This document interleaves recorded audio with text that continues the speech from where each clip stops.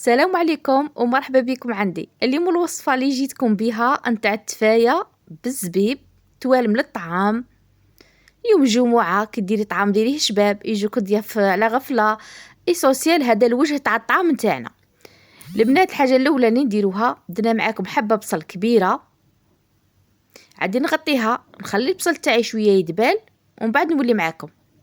درت معاكم شويه زيت، تقدري نتيا ديري شويه زبده ونحرك البصل تاعي باش ما يحترقش ونولي معاكم. هنا راه عندي لاصوص تاع الطعام، وما كاش اللي ما يعرفش الطعام. لاصوص هذه عادي تاع الطعام تاعنا، درناها حمرا كيما راكم تشوفوا. بها عادي نخدم التفايه نتاعنا. هنا بعد ما البصل تقلى الزبيب تاعي خليته 20 دقيقه في الماء حامي، غسلته مليح وخليته في الماء 20 دقيقه حامي.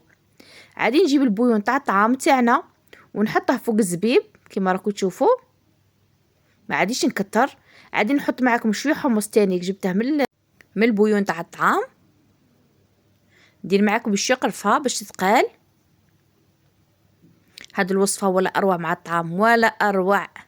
درت معكم السكر قيس كاس، نخلط مليح ونخليها تولي معسله. شا نقول لكم يا البنات. هنا عادي نزيد معكم شويه ملح، البويون فيه الملح فيه لي زيبيس فيه كل شيء، ونخليها طيب على غردها. هنا البنات التفايه تاع الزبيب اللي توالم من الطعام راها معسله، راها ولا اروع. لي شهيتها نقولها نشهيك في الجنه. هاد الوصفه تسحقوها كاع البنات، بارطاجوا الفيديو لصحاباتكم حباباتكم وكاع مرحبا بكم. نديروها احنا بالجمعه، يجوا ضياف عرس فاتحه وليمه اضياف، نديروا هاد التفايه باش نسقموا كيما نقول حنا الوجه تاع الطعام، نحطوها فوق الوجه تاع الطعام يجي واحد الطعام ولا اروع يا البنات. البنه البنه البنه البنه تهدر. هذه هي وصفتنا تاع نهار اليوم. يلا سلام.